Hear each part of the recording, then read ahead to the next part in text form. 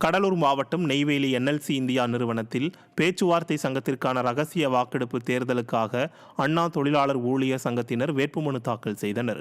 வருகிற 25ஆம் தேதி ரகசிய வாக்கெடுப்பு தேர்தல் நடைபெற உள்ளது.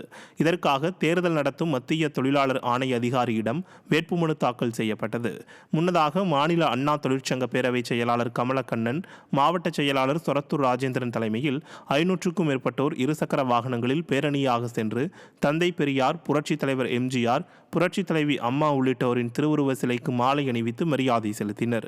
இந்த நிகழ்வில் கழக அம்மா பேரவை துணை செயலாளர் சிவசுப்பிரமணியன், மாவட்ட அம்மா பேரவை செயலாளர் ராஜசேகர், NLC அண்ணா தொழிற்சங்க செயலாளர் வெற்றிவேல், தலைவர் பாரதிதாசன், பொருளாளர் அமுல்ராஜ், அலுவலக உதவியாளர் ஜாகிர் உசேன் உள்ளிட்ட பலர் உடனிருந்தனர்.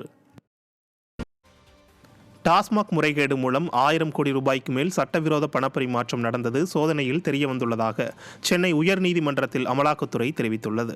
சென்னையில் உள்ள டாஸ்மாக் தலைமை அலுவலகத்தில் கடந்த மாதம் அமலாக்கத்துறை நடத்திய சோதனையை சட்டவிரோதமானது என அறிவிக்க கோரி டாஸ்மாக் நிர்வாக இயக்குநர் தாக்கல் செய்த வழக்கு மீண்டும் விசாரணைக்கு வந்தது. அப்போது அமலாக்கத்துறை தரப்பில் மாநில காவல்துறை மற்றும் லஞ்ச ஒழிப்புத்துறை பதிவு செய்த வழக்குகளின் அடிப்படையிலேயே வழக்கு பதிவு செய்ததாகவும், முறைகேடு நடந்திருப்பதாக கருதினால் அமலாக்கத்துறை விசாரணை நடத்தலாம் எனவும் தெரிவிக்கப்பட்டது. டெண்டர், மதுபான கொள்முதல் என அனைத்திலும் முறைகேடு நடந்துள்ளதாகவும், கூடுதல் விலைக்கு மதுபானம் விற்கப்பட்டதை மேற்பார்வையாளர்களை ஒப்புக்கொண்டுள்ளதாகவும், இந்த முறைகேட்டை மறைக்க உயர் அதிகாரிகளுக்கு லஞ்சம் கொடுக்கப்பட்டதாகவும் அமலாக்கத்துறை தரப்பில் தெரிவிக்கப்பட்டது.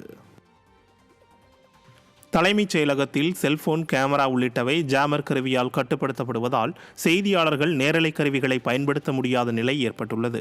சட்டமன்ற கூட்டத்தொடர் நடந்து கொண்டிருக்கும் வேளையில் ஜாமர் போன்ற கட்டுப்பாட்டு கருவிகள் தலைமைச் செயலகத்தில் பயன்படுத்தப்படுவதால் செய்தியாளர்களுக்கு நேரலை செய்திகளை தருவதில் சிக்கல் ஏற்பட்டுள்ளது.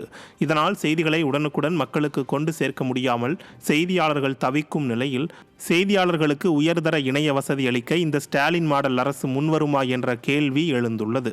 ஜனநாயகத்தின் முக்கிய அங்கமான ஊடக சுதந்திரத்துக்கே இது ஒரு சவாலாகவும் பார்க்கப்படுகிறது.